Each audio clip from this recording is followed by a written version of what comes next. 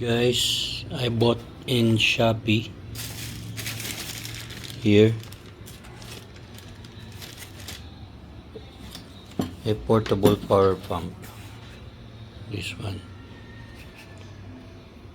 portable power pump, super pump, 150 psi, intelligent pressure control,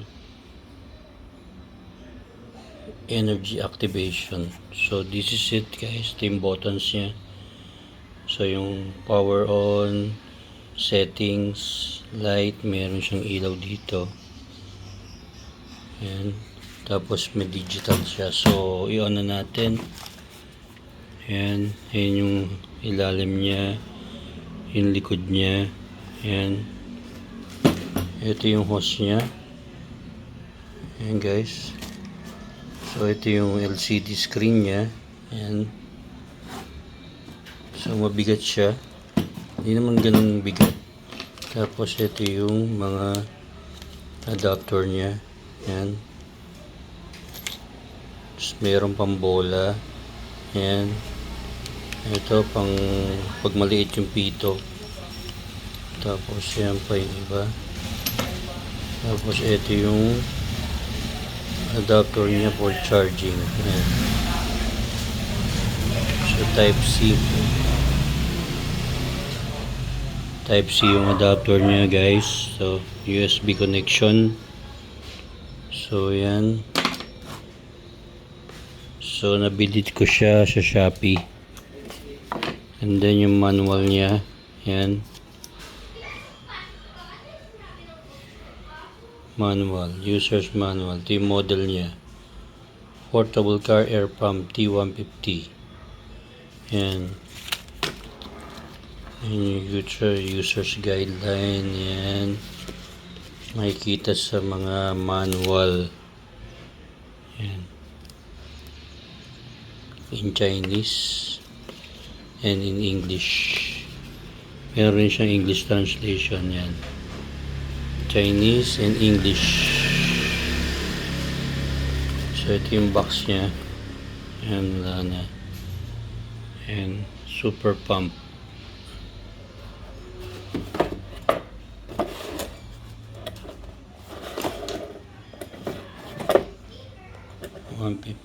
PSI. So hanggang 150 PSI siya guys. So ito yung on button niya. So i-on natin. On natin yung button. Ayun. So may digital display siya. Makikita niyo yung battery percentage. Yan, kung ilang bars na yung battery niya. So ito meron 2. Tapos may selection siya. Pag motor. Yan. So siselect nyo lang dito. Yan. Pang bola. Yung bilog. Yung pang kotse. Pang sasakyan nyo. Yan. 4-wheel drive.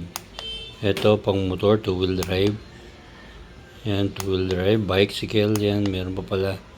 So may mga selection sa car, motorcycle, bike, bicycle, and sports equipment.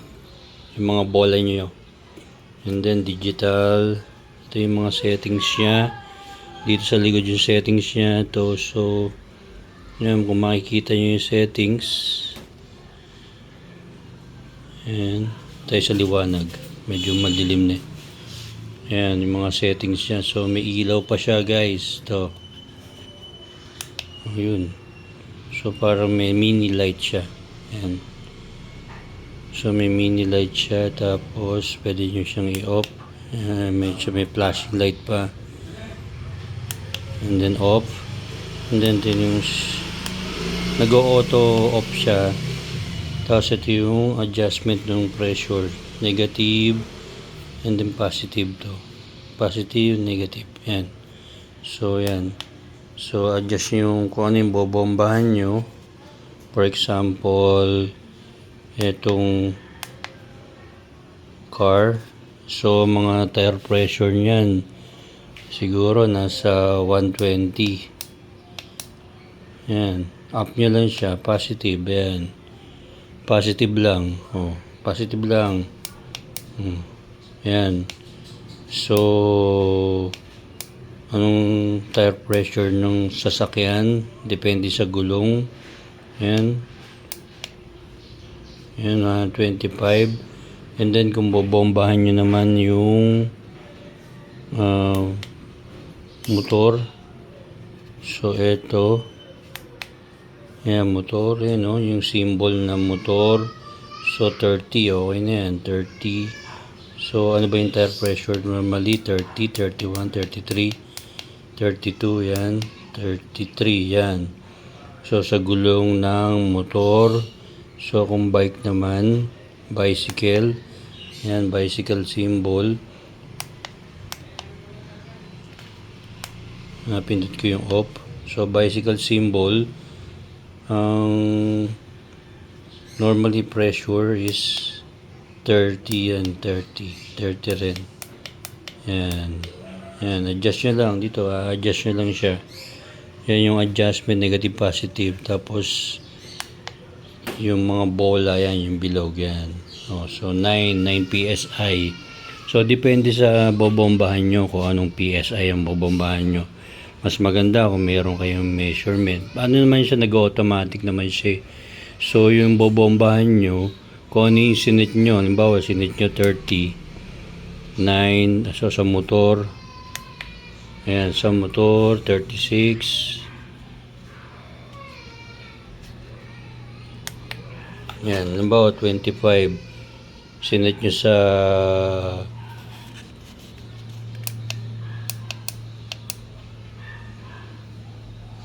ayan. Halimbawa, sinad nyo yung 8.10 PSI, 4.85 PSI.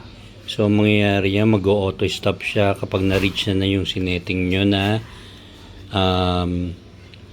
PSI o pressure per inch. Kumbaga, yun yung karga ng gulong nyo. Depende sa gulong, guys. Depende sa gulong. Kung ano yung kakarga nyo, kung ano yung yan, bicycle, bike, motorbike. So 30 PSI, selection nyo 30 PSI. So mag-start 0 and then hanggang 30 PSI. Pag na-reach na yung sinet nyong PSI, pressure, so mag-auto stop siya. So automatic siya. So yan yung function nitong energy activation, itong super pump 150 PSI. So yan yung 0.2 to 10.5 bar intelligent pressure control. So yan. So guys, kung interesado kayo, so i-search lang sa Shopee.